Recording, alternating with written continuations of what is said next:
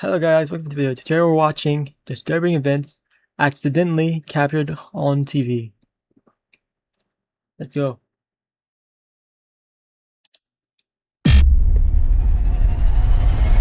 A woman said the wrong word on TV and accidentally revealed she was dating a killer. A live baseball game became the worst night of a child's life, and a fun outdoor event ended with people running for their lives. These are disturbing events accidentally captured on TV. The goal, as usual, is 2.5 million subscribers by the end of 2026. It is crazy, so it would mean the world if you subscribe, and I will do my very best to put out the best videos I can for you. I'm Visual Venture, and you are awesome. Yeah. You subscribe. Yeah, I like this video too, but yeah, subscribe to this guy. Yeah, it's pretty good. Pretty good content, pretty good stuff. Yeah. Subscribe to me too. But let's get back to the video. Witness with a dark secret. In August 2002, Britain was looking for two missing girls. The story was everywhere. Reporters were interviewing anyone who might have seen them. One local man appeared on camera acting like a helpful witness. But there was something viewers didn't know. He was the man responsible for the missing girls, and he was pretending to help solve a crime he committed. Wait, he committed the crime and tried to help to solve the crime. Oh, that's smart. That's really smart. You're really smart. You're really smart one. Smart one. You can skew the person your own way. But if they have you right there and the evidence points to you, you're done for. Bye. Go to jail. Go to jail. Himself. The girls were named Holly Wells and Jessica Chapman. They were only 10. Police launched a massive search. At the time, it was the largest missing child search in the country. Soon, TV crews arrived in Soham. They followed the search as it unfolded. The search for Holly Wells and Jessica Chapman has tonight been extended to fields near their primary school. Reporters wanted to retrace the girls' final movements, so they spoke to the people in the community. That was when Ian Huntley. Wait, why would you do it to... okay, it's why? What did they do to you? I just want one reason. Why? Just why? They have to have a reason. Stepped forward. Huntley was a caretaker at the girls' school. He also lived nearby. That made his story important. A reporter interviewed him on TV. How do we know they were here at 6:15? Well, we have an eyewitness. Ian Huntley here is a familiar figure. Huntley seemed genuinely concerned, but he was about to lie to the entire country. The reporter asked Huntley what he knew, and Huntley claimed he saw the girls shortly before they vanished. He said he was outside his house when the girls walked by. The girl, I don't know the girls. I was stood on the front doorstep grooming my dog down. They just came across. He claimed Holly and Jessica stopped to say hello. Then the girls walked away. And off they walked in the direction of the library over there. The reporter pointed out how important Huntley's sighting was. And you may, as it turned out, have been the last person to actually chat to them before they vanished. Yeah, that's what it seems like. Huntley seemed worried, just like the rest of the community. While there's no news, then there's still that glimmer of hope. And that's basically... Yeah, a psychopath can say a lie to your face about terrible things. Yeah. Psychopath. Crazy. all we're all hanging on to. At the time, the interview looked normal. A local man was sharing what he knew, but Huntley was creating a false trail, and everyone was about to discover the disturbing truth. During the investigation, the police looked into Huntley. After all, he was the last person who saw the girls before they disappeared. But Huntley said he couldn't have done anything wrong. He had an alibi. He claimed he was with his girlfriend, Maxine Carr, all night. When officers questioned Maxine, she backed up Huntley's story. TV crews were still in the area. Since Maxine lived in the community, reporters interviewed her as well. But one part of her interview stood out. She spoke about the missing girls in past tense, almost like she knew they were never coming back. And that's the kind of girl she was. She was just lovely, really lovely. That raised a serious red flag, so police checked Maxine's alibi, and they found a problem. Maxine told officers that she was with Huntley the night the girls disappeared, but that was not true. Police discovered she was miles away in another town, Grimsby. That meant Maxine lied. Wait. So he lied, and he had that a person somewhere else, and the people saw the person somewhere else. Yeah. That makes total sense. That gives you good alibi, very good alibi. Understandable. Yeah. The guy is very smart. He has big brain, 200 IQ. break brain. But he's very crazy. Oh my gosh, why? This is so crazy. What's wrong with him? What's wrong with these people? Why do they do this? I just want to know. Just tell me, please. Had one big question. Why was she lying? Suddenly, because of this, Huntley became the prime suspect. Officers searched Huntley's home and his workplace. That search exposed the truth. Police found burned clothing in Huntley's storage unit at the school. The clothes belonged to Holly and Jessica. On August 17th, 2002, police arrested Ian Huntley and Maxine Carr. In the last few hours, a 28-year-old man and a 25-year-old woman have been arrested. That same day, police found Holly and Jessica's remains in a ditch in Suffolk. Huntley's TV interview now looked completely different. He was never a helpful witness. He was the killer hiding in plain sight. After Huntley's arrest, police looked into his past. They found a long history of inappropriate behavior involving children. At trial, Huntley confessed to the crime, but he claimed it was an accident. In December 2003, he was given 2 life sentences. Maxine Carr admitted lying to protect her lover, Huntley. She was sentenced to 3.5 years in jail for perverting. You deserved. Should have been longer, but still deserved. Deserved. You shouldn't have done that. You shouldn't have lied. You should have told the truth. It doesn't matter. Those little girls, what's wrong with you? Is anybody that's wrong? What's wrong with you? What's wrong with you? Stop that. The course of justice. Then, more than 20 years later, the story had one final twist. In February 2026, Huntley was attacked in prison. He passed away from his injuries in March 2026. The viewers in this next chapter thought they were watching a funny moment, but they were actually watching a man fighting for his life. The joke that made a country cry. Tetsushi Yanagira was a Japanese TV host and comedian. His job was to make people laugh, but one day he made a mistake. Instead of making viewers laugh, he almost lost his life on live TV. It happened in June 2008. Tetsushi was hosting a mud wrestling game show on TV. The rules were simple. 2 people stood back to back on a raised platform. Once the round started, each person tried to push the other into the mud. On camera, the mud pit looked harmless, but in reality, it was extremely dangerous. The top layer was soft, but only a few inches below that, the ground was hard and solid. The games began. A few people were pushed into the mud. Everyone laughed. No one got hurt. Then someone in the crowd suggested the host, Tetsushi, should try it. He agreed. He climbed onto the platform, smiling and joking with the crowd. The audience was excited, but within minutes, the laughter. That is crazy. Everyone else he must be really unlucky. Really unlucky. But I'm happy. Not happy. I'm happy that no one else got hurt. But it's so sad that he almost lost life from a joke. For a little funny thing. A funny moment. Would turn into panic. Tetsushi stepped into position on the platform. Almost immediately, he looked unsteady. They started the challenge, and he quickly lost his balance. He waved his arms and fell headfirst into the mud. Viewers burst into laughter, but the moment Tetsushi hit the ground, he stopped moving. The impact affected his spine. That meant he couldn't move even if he wanted to, but nobody understood what happened. The audience thought he was staying still to make the moment funnier, so the laughter continued, and the cameras kept rolling. Almost a minute passed before people realized something was wrong. The broadcast quickly ended, and Tetsushi was rushed to a nearby hospital. Doctors said he suffered severe spinal injuries. He couldn't walk again. After 10 months in the hospital, he went home in a wheelchair. He later appeared on television a few times after the accident. Viewers were heartbroken when they saw him again. They all saw the accident happen live, and they laughed because they thought they were watching a joke. Our next chapter is about a hostage situation. Yeah, but at least he's okay. He's not okay. Yeah, it's bad happened, but at least he's not dead. He didn't drown in the mud. That's a good thing at least. But so bad, so sorry for his legs, for he can't walk.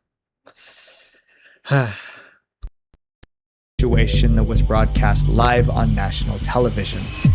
The criminal who wanted an audience.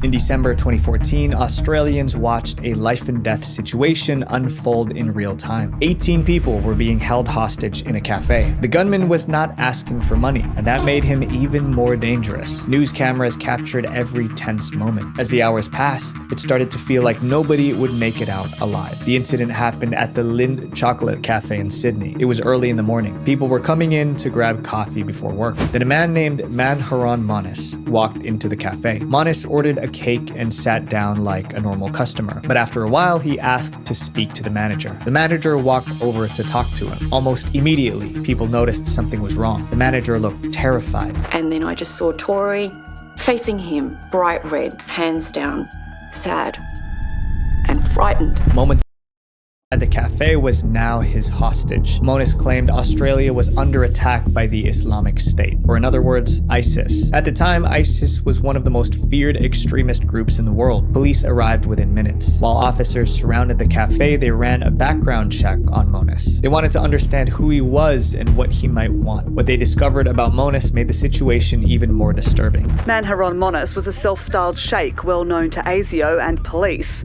He'd been charged with organising the murder of his ex-wife. At the time of the siege, Monis was out on bail. A psychiatrist also described him as a malignant narcissist obsessed with attention and control. That detail was important because Don't let these people out. They're not good for society. They don't benefit anything. So what they're doing, put them back in. Put them back in. Put them in therapy. Put them in therapy. Keep them there. as the siege continued, police realized Monis was not doing this for money. He was trying to send a message to the world, and he had no problem hurting people to get his point across. Soon the cafe was surrounded by reporters and live TV cameras. The siege was now a media spectacle. Monis seemed to enjoy the attention, as one hostage later explained. He wanted public acknowledgement of what he was doing. Monis forced hostages to stand near the windows. Then he made them hold up a black flag associated with extremist groups. Then Monis forced another hostage to call the media and read out his demands. This is a message that I'm reading from someone who's standing in front of me. There's bombs in 3 locations.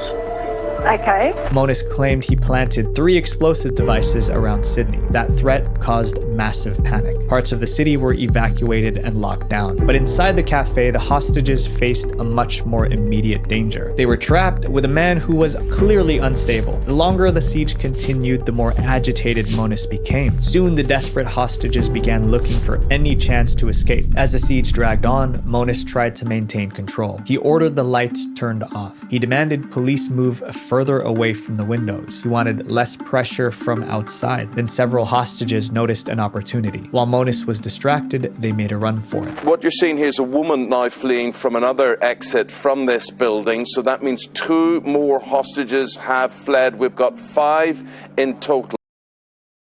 Oh, they're getting out. Yes, they're getting out. Yes, that's so good. Yes. But I don't know why people just do things they think is right, but it's not right. They need to know it's not right. I just don't understand. I don't understand. Every time someone escaped, Monis got angrier. And the angrier he got, the more unpredictable he became. Shortly after 2 a.m., Monis snapped. He wanted to prove he was still in control. So Monis turned on the cafe manager. He grabbed him and pulled the trigger. Just like that, an innocent man lost his life. The police outside heard the shot. They believed the remaining Oh my gosh, this guy's crazy. Why is he shooting people in GTA? What's he doing? What is he doing? Oh my gosh. This is crazy. Oh my gosh, this is horrible. What's wrong with people? Why do you have to, why? This is why.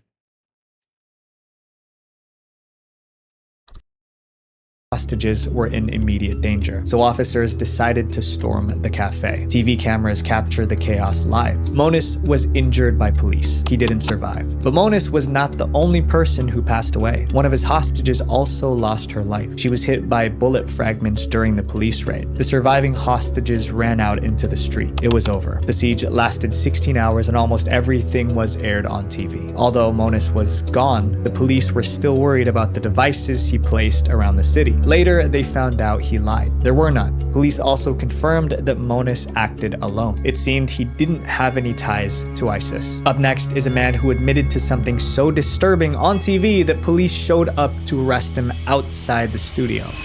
The interview that ended in handcuffs. He probably told the truth and that he did it. Probably. That's the reason he's in handcuffs. He probably did it.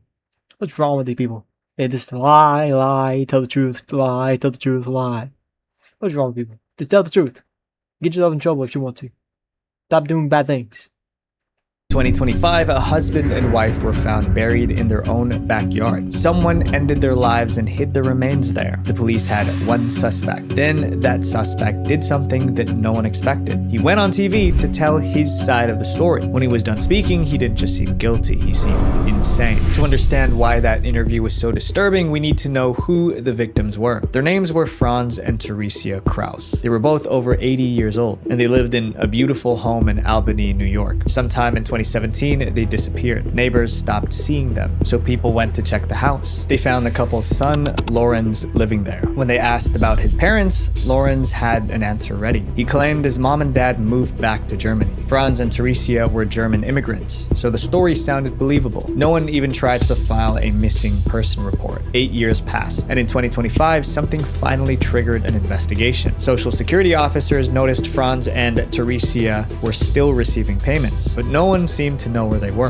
That triggered a fraud investigation, and the first step was a welfare check at the Kraus home. Investigators found Lorenz still living there. Once again, he told the same story. He said his parents moved back to Germany, but investigators were not convinced. They believed Lorenz was collecting their social security benefits and using the funds for his own personal use. So they went to the police, and officers showed up at the house with a search warrant. They went through the home, searched the backyard, and then found the bodies. The remains belonged to Franz and Theresia. Lorenz was the obvious suspect, especially because he told everyone his parents were in Germany. Most people in that situation would get a lawyer, but Lorenz made his way to the nearest TV station. Lorenz contacted a local TV station asking to be interviewed. The reporters knew he was the man whose parents were found in the backyard, so they agreed to interview him. They began. At first, Lorenz talked about his parents getting older, but his speech was confusing. When elderly start to fall down, the time comes that they started, beginning of the end. It sounded like he was saying his parents got old, weak, and struggled to live normal lives. Then the reporter asked a direct question. So, did you kill your parents as a mercy killing to put them out of their misery? Lorenz tried to avoid giving a clear answer, but the reporter kept pressing until he answered. What did you do to your parents? I buried them in their property. You buried them in the backyard of that house in Albany? Right. Lorenz confessed barely 10 minutes into the interview. The reporter asked what was going through his mind when it happened. Lorenz's answer was cold. Not thoughts, action. Make sure it's done. He didn't sound remorseful. I did my duty to my parents. But Lorenz did not stop there. He wanted others to copy him. My goal is for the American people to recognize that there's 40 million boomers. They're all going to go through the same kind of problems. We need to widen up the law so that people can deal with these kind of problems. After the interview ended, Lorenz walked out of the studio. Police were waiting for him. He was arrested almost immediately. But even after his arrest, Lorenz still wanted to talk. The next day, the same TV station interviewed Lorenz again. Except this time, he was behind bars. But he still believed he made the right decision. He even expected immunity because he felt he did America a service. And so I appeal to that. He did no one a service. He did terrible things. He's not doing anything good. He's not getting out there. He's not doing anything. He is crazy. That's crazy to me. That is crazy to me. That's crazy. Sure, he can believe whatever he wants, but it's not doesn't mean he's right. Having prosecutorial immunity for this case. Lorenz Kraus was charged with multiple crimes, including identity theft. He pleaded not guilty. His case is still moving through court. Lorenz gave police one of the most disturbing on-camera confessions ever recorded. This next broadcast showed people running for their lives on live TV. The worst 7 seconds on TV. In August 1988, 30,000 people showed up at the Ramstein Air Base in Germany. They came for an event called Flugtag 88. It was one of the biggest military air shows in Europe. During the event, military jets performed stunts in the sky. The crowd watched in awe. That day, TV cameras were set up, but it only took 7 seconds for the beautiful display to turn into a disaster. The main attraction was the Italian Air Force aerobatic team. They were known as the Frecce Tricolori. The pilots flew 10 jets in perfect formation while colored smoke streamed behind them. The crowd was excited. Then the Italian pilots prepared for their most famous stunt. It was called Pierced Heart. Some jets would curve left, others would curve right, one would fly through the middle. Together, they would form a giant heart shape in the sky. The team had performed this stunt dozens of times before, but not everyone believed it was safe. The Protestant church president had warned against going to this flight day event because something could happen and that it was simply dangerous. The warning was ignored. The Pierced Heart performance started, and within minutes, the sky erupted into fire. The pilots began the stunt at 3:40 p.m. It looks terrifying. That's terrifying. Why would you try to do that? That's crazy. Too low, So but the scary. jet was moving too fast to correct the mistake. Several jets collided in mid-air. Unfortunately, the jets were only 100 feet above the ground. Burning debris rained down. The crowd had no time to flee. The entire incident took less than 7 seconds. TV cameras were broadcasting the show, so viewers at home saw everything. Eventually, the smoke cleared. Reporters interviewed the survivors at the scene. Everybody was just running away from the fire because the cars got caught on fire, the trucks caught on fire. But one thing I got to say, the emergency people were there quick. 70 people lost their lives. Hundreds more were injured. That disaster changed air show safety rules forever. After the incident, Germany temporarily banned all public air shows. Countries around the world also introduced stricter safety rules for aerial performances. This next video was so shocking that a family begged the world not to air it. The game that destroyed a family. In July 2011, a baseball game was played in Arlington, Texas. As usual, it was aired on TV. In the crowd was a 39-year-old firefighter named Shannon Stone. He was there with his 6-year-old son, Cooper. It was meant to be a special night for them, but before the game was over, that father-son moment would become a tragedy on live TV. The Texas Rangers were playing the Oakland Athletics. Shannon and Cooper were sitting near left field. Cooper was still very young, but he loved baseball. A foul ball flew near their section. Line, but foul out. A player jogged over to pick it up, but instead of keeping the ball, he tossed it into the crowd. That was normal at baseball games. Players often gave foul balls to fans as souvenirs. This time, the ball was tossed toward Shannon and Cooper. Shannon reached out to catch it. He wanted it as a souvenir for his son, but in 1 second, that sweet moment turned fatal. Shannon caught the ball, but in the process, he lost his balance. He went over the railing. The broadcast didn't show where he landed, but people in the stadium knew it was serious. I think somebody fell out of the stands of left field trying to field a baseball. On TV, the live broadcast moved past the moment, but behind the scenes, the situation was turning into an emergency. Emergency crews rushed to Shannon. He fell about 20 feet. He was still conscious when medics reached him. Shannon's first concern was his son, Cooper. He told the paramedic, "Y'all need to check on my son." Those were some of his final words. Doctors couldn't save him. Shannon passed away minutes later. Meanwhile, the game continued. Only after the game did players and fans learn the full news. The players were devastated, but soon the grief turned into a scandal because this wasn't the first fall at that stadium. A year earlier in the same stadium, another fan fell while... That is crazy. They didn't fix that. They didn't block it off. They didn't make it more safe for people. They just left it. They blocked this, cut it out of the game. That's crazy. That's horrible. What is wrong with these people? They just went in for the money. The money. My place is safe. We don't get shut down. Yay, yay, yay, yay, yay. That's crazy. Reaching for a ball. That fan was injured, but he survived. Now it had happened again, and this time a father lost. Yeah, people should blame the baseball stadium thing because they didn't fix it. They didn't protect bit of railing or anything like that, or block that off or something. I don't know. Just try something better. Just be better. People need to be safe. Blamed the stadium, saying it could have been prevented. The authorities were under pressure, so in the months that followed, the stadium raised the railings and added safety features around the stands. But while the stadium focused on safety, The victim's family had another concern. They felt people were disrespecting his memory. Footage of the fall spread quickly. News stations, sports shows, and even websites replayed it. The family begged broadcasters to stop showing the footage. They were worried about his son, Cooper. He already saw his dad fall in real life. They didn't want him to accidentally see it on TV again. Many news outlets respected the family's request. Later, hundreds of people attended Shannon's funeral. Stone was a firefighter, husband, and father. With his young son at a Rangers game last Thursday, he reached for a ball tossed to the stands, lost his balance. To honor him, a statue of Shannon and Cooper was built outside the Rangers ballpark. It shows a father holding his son's hand. The Texas Rangers Foundation also set up a memorial fund to help the Stone family.